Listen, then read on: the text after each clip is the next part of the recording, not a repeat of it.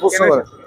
আমি এসেছি দেশনেত্রী, বাংলাদেশের গণতন্ত্রের মা, ওনাকে মন থেকে ভালোবাসি, ওনাকে এক নজর দেখার জন্য, দূর থেকে দেখার জন্য এখানে এসেছি।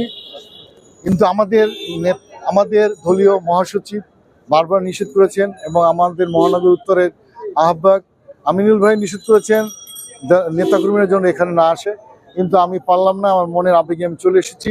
আমি গত 14 সালেও এই স্বৈরাচার হাসিনার আমলেও আমি সেই গুলশানের ট্রাক দিয়ে, বালু ট্রাক দিয়ে খালেদা জিয়ার অফিস আটকে ছিল, ওখানে আমি সারাদিন থেকে ওয়ালটপ গিয়ে সামনে গেটের সামনে গিয়েছিলাম মনের টানে। ওখানে যেয়ে দেখি পুলিশ আর সাংবাদিক, কোনো লোক নাই, দলীয় কোনো লোক নাই, আমি একমাত্র লোক ছিলাম ওখানে।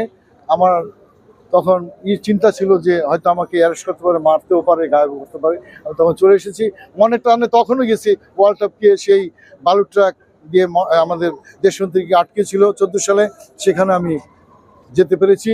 হয়তো টিভি তখন আমার ফেসবুক বা ইউটিউব ছিল না, টাচ মোবাইল ছিল না, এখন আছে, কিন্তু তখন যদি থাকতো আমি তুলতে পারতাম। মিডিয়ার মাধ্যমে ওদিন লাইভে ছিলাম 14 সালে, যে বালুটেক দিয়ে আটকেছে, আমি মনে টানে যে ওনার বাড়িতে ঢুকিয়ে গেটের ভিতর দিয়ে সামনে চলে গেছি। লাইভে আছে এখনো, ইনশাল্লাহ আশা করি আমি আমি আসছি। এই যে ফেস্টুনটা দেখছেন না, এই ফেস্টুনটা আনছি এই জন্যই যে আমাদের দলীয় নেতা কোনো ভাইয়েরা যাতে এখানে ভিড় না জমায়, বাসা থেকে যেন দোয়া করে।